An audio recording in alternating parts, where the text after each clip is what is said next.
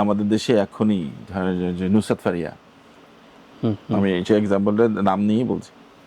নুসরাত ফারিয়াকে নিয়ে অনেকদিন ধরে ছবি হচ্ছে না কেন? শুভকে নিয়ে ছবি হচ্ছে না কেন? দিন শেষে এটা ডিরেক্টরস মিডিয়া হওয়া উচিত। এখন হিরোগিরির ছবিটাই কিন্তু চলেছে এখন, এই সময়টাতে চলে। তামিল যার ভক্ত প্রচুর আছে, এগুলো সব হিরোপান্তির ছবি।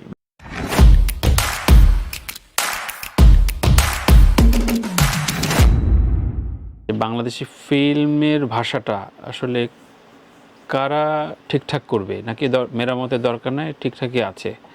তাহলে এই যে আগের তর্ক দীর্ঘদিন ধরে শুনে আসছি, জয়ী রায়হান থেকে শুরু করে এই তর্কটা শুরু হয়েছে, এই এখন ঠিকঠাক আছে বাংলাদেশি, মানে এই খিচুড়ি ফরম্যাট ঠিক আছে বলে দেন। না, মানে এটি সময়ের হাতেই ছেড়ে দিতে হবে। এখন আটকে রেখে এটি দর্শকের চয়েসের উপরেই ছেড়ে দিতে হবে। মানুষই বাছাই করে নেবে, বেছে নেবে, বা আমাদের চেষ্টাটা করতে হবে। জোর করে অন্য কিছু বন্ধ করে দিয়ে এটা হবে না, কখনোই হয় না যে এটা বন্ধ করি ওইটা বন্ধ করি। হ্যাঁ, আলোচনা হতে হবে, আলোচনা সমালোচনা হবে, তার উপর থেকে মানুষ ডিসাইড করে নেবে, এগিয়ে যাবে। এখন আমরা যতবারই চেষ্টা বলেছি যে আমরা এরকম আমাদের মতো সিনেমা দেখা যায় একটা, হয়তো একটা ইউরোপিয়ান সিনেমায় মতোই হয়ে গেছে, কোনো না কোনো গ্রেট ফিল্ম মেকারের কোনো একটা সিনেমার আদলে মানে ধরেন নির্মিত হাওয়া, হয়ে তো গেছে। ইউরোপিয়ান স্টাইলে যদি বলি, অনেক সিনেমার মধ্যে আমি কোনো মানে আমি তো কোনো সিঙ্গেল দর্শক হিসেবে সিনেমা বলছি, আপনি সিঙ্গেল আউট করছি না আমি। আচ্ছা, মানে আমরা বাইরে থেকে হয়তো ওরকমই হয়ে যাচ্ছে, বা ইন্ডিয়ান সিনেমার মতোই হচ্ছে বা হলিউডের মতোই হচ্ছে। সো বেশি আলাদা রকমের সিনেমা করেছে। আমরা আমাদের ভাষাটা, আমাদের সংস্কৃতিটাই যখন আসে, আমরা যেভাবে কথা বলি সেটাই আমাদের সিনেমাকে আলাদা করবে। আমরা আমাদের জীবন আচরণ, আমাদের গ্রাম, আমাদের শহর, আমাদের মানুষজন, আমাদের ড্রয়িং রুম, আমাদের স্কুল, যেটা যেমন সেটাই যদি আমরা প্রেজেন্ট করি, সেটাই অন্য দেশের মানুষের কাছে আলাদা। আমরা অ্যাজ এ কান্ট্রি, আমাদের দেশের মানুষকে আমরা আলাদা করবো কীভাবে? আমাদেরকে দেখলে তো এখনও বাইরে বলে যে ইন্ডিয়া, ফ্রম ইন্ডিয়া, আর তাও শিখদের দেখলে, এরকম দেখলে, তারা দেখলে আমাদের কি টুপি, লুঙ্গি, পাঞ্জাবি এটা নাকি? তো এখন আমাদের সিনেমাতে সবাইকে লুঙ্গি পাঞ্জাবি পড়ায়, টিভি পড়ায় দেখাইতে হবে। হ্যাঁ, হয়ে যাবে, সবাইকে এরকম দিকে যাই আমরা। ইন্ডিয়ান সিনেমা যেরকম দেখলে দেখা যায়, ওদের গল্প বলার স্টাইল, নির্মাণ এরিয়া সবই কিন্তু ইউরোপিয়ান ধাঁচের কাছাকাছি অনেক মিশ্রণ আছে, কিন্তু ওই আলাদা হয় এর কারণে, ইরানের যে শক্ত নিয়ম কানুন, সে কারণে সেখানকার নির্মাতারা বাধ্য হয়েছিলেন যা করতে। সেইটার কারণে হয়তো দেখা যায়, দেখলে মনে হয় হ্যাঁ এটা তো ইরানিয়ান ছবি মনে হচ্ছে। কারণ আমরা এখন আলাদা করতে পারি, আমাদের যে ছবি সবাই পাঞ্জাবি পরে, আমাদের দেখলে মনে হবে যে এটা বাংলাদেশি সিনেমা। তানিম নূর যে বললে 100% বাংলাদেশি ছবি, আপনি দেখেছেন ছবিটি, এটি 100% বাংলাদেশি ছবি মনে হয়েছে, বাকিটা একটু পার্সেন্টেজে ঝামেলা আছে, এই তো না, মানে তানিম, আমি কারোর আইডিয়া নিয়ে কোনো মানে কাউন্টার দিতে চাইছি না। তানিমের সিনেমার সবাই বাংলাদেশের, সবগুলো সব কাজ বাংলাদেশে হয়েছে। এবং আমাদের যে একটা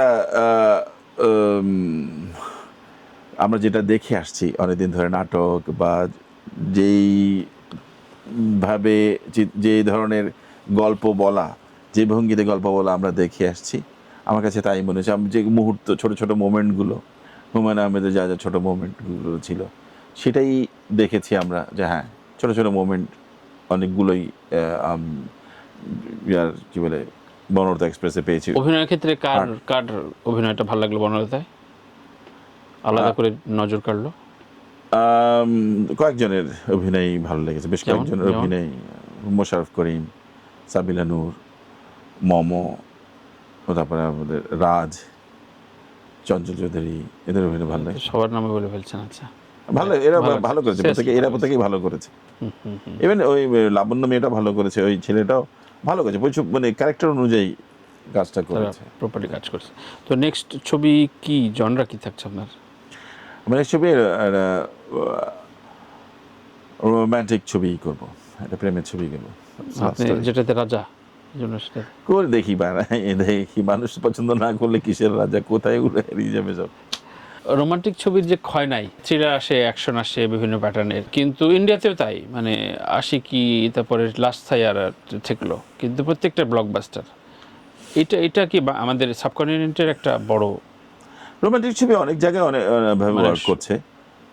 যদিও হলিউডে মাঝখানে একটা সময় রমকমের বেশ ফ্লাড গেছিল, এখন বন্ধ হয়ে গেছে। রোমান্টিক ছবি আমাদের এখানেও মানে যদি বলিউডেও দেখি, গত ওই সাইয়ারা, এর আগে আবার অ্যানিমেলের যুগ এসছে, অন্যান্য জওয়ান বা শাহরুখ খান, বা এখন হিরোর জার্নির যুগ গেছে। রোমান্টিকে তো ছেলে মেয়ে দুটোই লাগে। এখন হিরোগিরির ছবিটাই কিন্তু চলেছে এখন, এই সময়টাতে চলে। তামিল যার ভক্ত প্রচুর আছে, এগুলো সব হিরোপ্রান্তিক ছবি, মানে এক হিরোর জার্নি। হিরো জানি আপনি যেটাতে কমফোর্ট না আর কি। না, হিরো জার্নি আমার কমফোর্ট না তা না, আমার দাগি হিরো জার্নি। কিন্তু রোম্যান্সে আমার লাগে দুটোরই ছেলে মেয়ের জার্নি লাগে, দুজনেরই বোধ। তো এইটা অনেকদিন হয়নি আমাদের বাংলাদেশেও আছে। যদি ধরি পরাণ রাফি, এটা পরাণই তো না, এটা কিন্তু একটু ডার্ক, কিন্তু রোমান্টিক পিওর রোম্যান্স ছবি হয়নি এখন, মানে মাঝখানে একটা গ্যাপ আছে। এটা রিভেঞ্জ রোমান্টিক আর কি, romance main theme romance. So আমি একটা গল্প বলতে চাই। ফাইন, এবার সেকেন্ড তরকার সেটাও নিয়ে আপনার কথা হয়েছিল। ডিরেক্টরস মিডিয়া তো বাংলাদেশ, মানে ফিল্ম তো ডিরেক্টরস মিডিয়া না, সো ডিরেক্টর বড় না প্রোটাগনিস্ট বড়? মানে প্রোটাগনিস্ট ডিরেক্টরের ক্রিয়েশন, প্রোটাগনিস্টটা তো ডিরেক্টরের ক্রিয়েশন। মানে এখন যদি হিরো জার্নি হয়, প্রোটাগনিস্টের সাথেই যেতে হবে। প্রোটাগনিস্টটাকেই আমার সে কিভাবে তার গোলটা পৌঁছাচ্ছে, অ্যাচিভ করছে, তার পারপাসটা অ্যাচিভ করছে, গোলে পৌঁছাচ্ছে, সেই জার্নি নিয়ে তো ফিল্ম হয়। হিরোর জার্নি, মানে যে কারণে প্রিন্সটা ফেল করলো, ডিরেক্টর ফেল করেছে, এটা পুরো টিম। আমি একজন ডিরেক্টরকে সিঙ্গেল আউট করব না। সেই তো ক্যাপ্টেন অফ দ্য শিপ, তাই না? ক্যাপ্টেন অফ, এখন আপনি ক্যাপ্টেন বলবেন নিজেকে, আর দায়িত্ব নেবেন না। শেষে ক্যাপ্টেনের দিকেই সব চলে আসে, যদিও হ্যাঁ অনেকেরই এটার দায় আছে। আর আপনি শুট করতে পারলেন না, সেটাও ক্যাপ্টেনের দায়িত্ব না। এখন বাংলাদেশের সবকিছু তো ক্যাপ্টেনের আন্ডারে থাকছে না। এবং ধরেন আপনি কাস্ট থাকছে না, আবার বাজেট লিমিটেড থাকলে, মনে করেন একটা বাজেট ধরেন আমি পারলাম না, এখন আমি ঠিকঠাক মতো করতে পারলাম না, এটা সামগ্রিকভাবে পুরো টিম সবাইকেই দায়টা নিতে হবে। হ্যাঁ, ক্যাপ্টেনের উপরে একটু বেশি যায় বর্তায়, পুরোটাই ডিরেক্টর। অনেক ডিপার্টমেন্টই ফেল করতে পারে, স্ক্রিন প্লে ডিপার্টমেন্টও যদি ঠিকঠাক, মানে একজন সুপারস্টার বা যেই অর্ডারই হোক অভিনেতা, তার ডিরেক্টর চুজটা ভালো বা মন্দের উপরে তার ক্যারিয়ার নির্ভর করে, এটা এক লাইনে বলে দেন। অভিনেতার এটা পয়েন্ট অফ ভিউ, আমি জানি না। ডিরেক্টরেরও সফলতা কোন অভিনেতা সিলেক্টের উপর ডিপেন্ড, কাকে সিলেক্ট করলো, কাস্ট করলো, সেটার উপর ডিপেন্ড করে। আমি আমার কাস্টিংটা, আমার যাকে প্রয়োজন চরিত্র অনুযায়ী আমি কাস্টিংটা করতে চাই। আচ্ছা, সো কিন্তু স্টিল এটা দিন শেষে এটা ডিরেক্টরস মিডিয়া হওয়া উচিত। প্রডিউসারদের একটা সে আছে প্রডিউসারের, কিন্তু প্রত্যেক টিমে সবাই মিলেই, সবাই কিন্তু ভালোর জন্যই কাজটা করে সিনেমারা। এখন কেউ যদি একটা ওভার পাওয়ার করতে চায়, কেউ যদি বলে যে না it's me, it should be me only, me করতে থাকলে তখন ডিরেক্টর কাজ করতে না পারলে কাজ করে না, ওয়ার্ক করে না। আচ্ছা আচ্ছা, ভাষার কথা হলো, আমাদের দেখার চোখ কি বদলেছে না শাহিন ভাই? যে ধরেন আমরা তো এত কালার গ্রেডেশন অমুক তমুক নিয়ে কথা বলতাম না। আমাদের দেখা যাচ্ছে বলছে, কেননা আমাদের যখন স্মার্টফোনটা এসছে তখন থেকেই আমাদের সবকিছু বদলে যাচ্ছে, পুরো ওয়ার্ল্ড বদলে গেছে স্মার্টফোন আসার পর থেকে, বদলে গেছে অলরেডি। সো আমরা এত ইনফ্লাক্স আইডিয়ার এত আসছে, বাইরের এত আইডিয়া আমাদের মধ্যে এসে পৌঁছেছে, আমরা নিতে পারছি না অনেক কিছু, হজম করতে পারছি না অনেক কিছু, নিচ্ছি। রাইট, এইটাই দেখতে পাচ্ছি। বাংলাদেশি ফিল্ম এখন কোন পর্যায়ে আছে? যদি পুরো ইন্টারন্যাশনাল ফিল্ম ইন্ডাস্ট্রি একটা উঠানে ধরি, কোন জায়গাটা আছে? না, আমরা এখনো কোনো পর্যায়ে নেই এখনো। আমরা আমাদের খুবই ছোট একটা ইন্ডাস্ট্রি, আমরা এখনো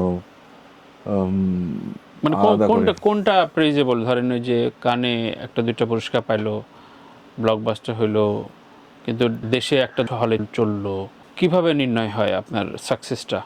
একটা ছবির সার্থকতাটা কিভাবে নির্ণয় হয়? বোথ।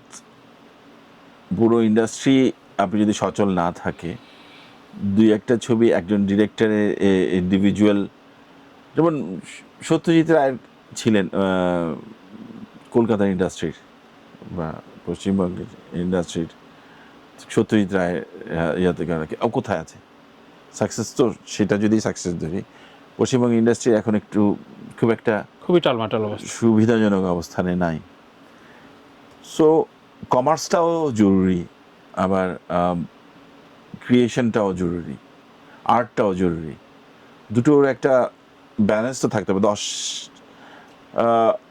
10টা কমার্স নির্ভর কাজ হলে দুটো কাজ, 3টা কাজ আর্টের কাজ হবেই। সো দুই দিক থেকেই সমানভাবেই যদি ঠিকঠাক যেতে পারি। আমাদের এই যাবৎকালে সবচেয়ে বড় অর্জন কি? এই যে রটারডামে যে পুরস্কারটা পেল, সেটাই আমাদের মনে এটাই হয় সবচেয়ে বড়। এটাই সবচেয়ে বড়। এর আগে আমরা Right. এর চেয়ে বড় পুরস্কার মানে কেউ পায়নি। পুরো ফিল্ম পুরস্কার পাইছে বেস্ট ইয়াতে বেস্ট ফিল্ম ক্যাটাগরি। ইয়াতে পেয়েছি।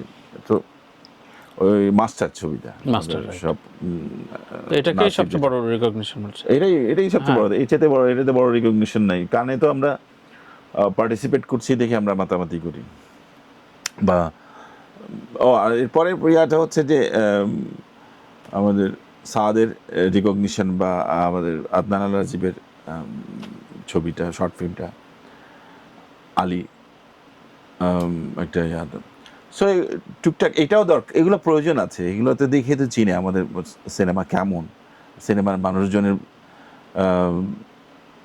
ইন্টেলেক্টটা কেমন, বাংলাদেশ সিনেমা ইন্ডাস্ট্রির ইন্টেলেক্টটা কীরকম।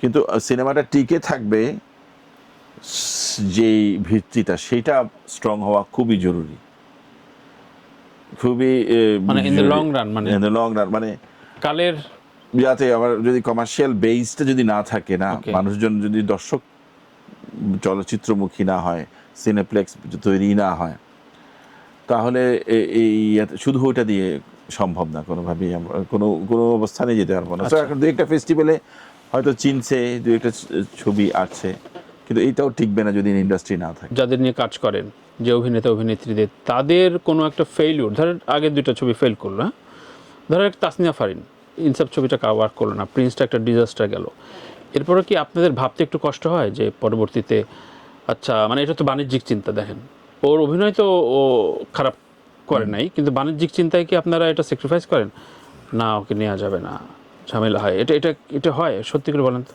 একটু হয়তো প্রডিউসাররা ভাবেন, খুব প্রয়োজন পড়লে আমার সাথে কাস্টিংয়ে যেটা অ্যাজ এ ডিরেক্টর, প্রডিউসাররা ভাবেন, হয়তো প্রডিউসারের ভাবনার জায়গা থাকতে পারে।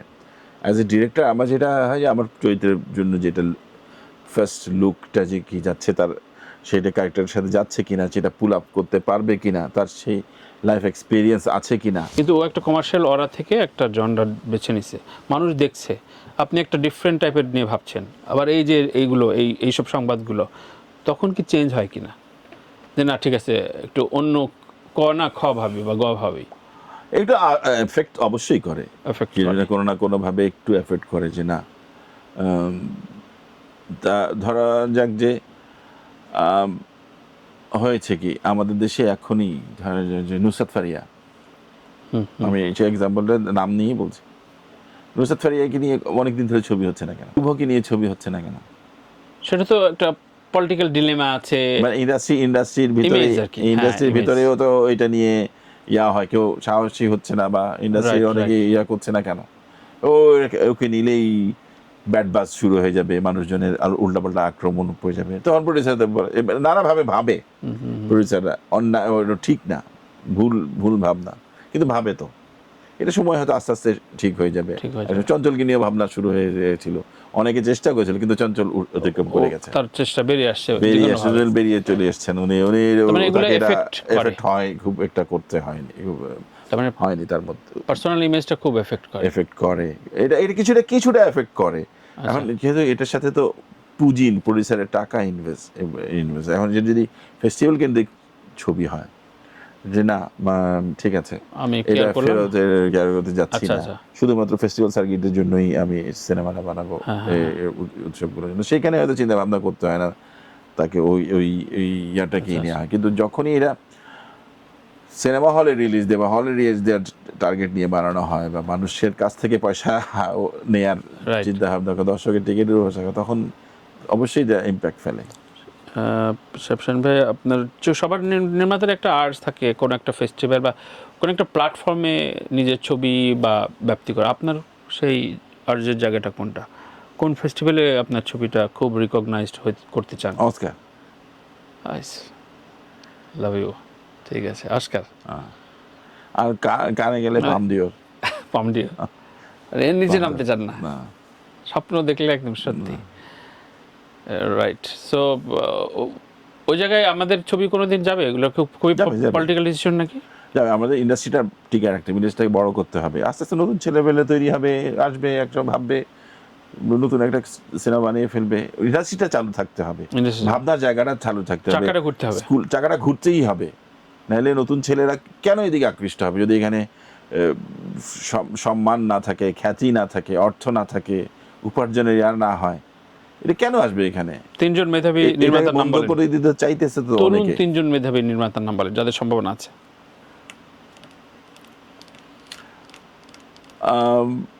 ধরুন এবার যে আমাদের এই যে মাস্টারের নির্মাতা যে কাজ করে, আচ্ছা, আমার নাম খেয়াল আসছে না, মাস্টার আমার দারুণ কাজ হয়েছে। নামটা একটু খেয়াল করা দরকার। এটা তো আচ্ছা, আমরা ব্রেকের পরে বলে দিচ্ছি। ব্রেকের পরে বলি। হ্যাঁ, আচ্ছা।